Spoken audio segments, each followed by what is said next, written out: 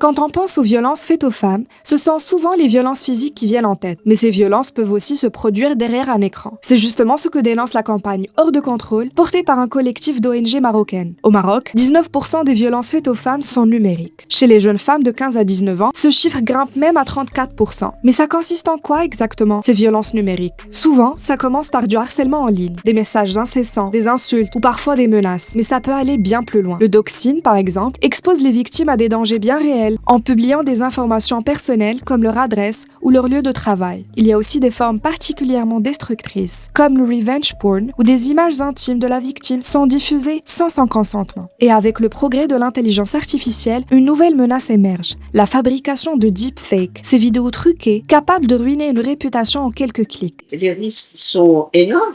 Les femmes et les filles tombent en dépression la plupart du temps.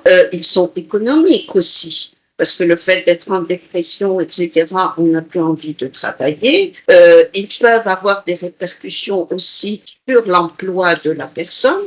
Des risques se manifestent également au niveau social. C'est accessible à tout le monde, à vos amis, à vos collègues, à vos parents, etc. Selon les ONG derrière la campagne Hors de contrôle, les lois existent, mais manquent souvent de clarté et d'efficacité. Nous avons le code pénal qui effleure cette question. Nous avons la loi 103/13 qui également parle de violence numérique. Mais ce que nous voulons, c'est que ces articles de loi soient plus détaillés, puisqu'on puisse savoir quelles sont les mesures à prendre, quels sont les mécanismes de recours, comment accéder à la justice, etc.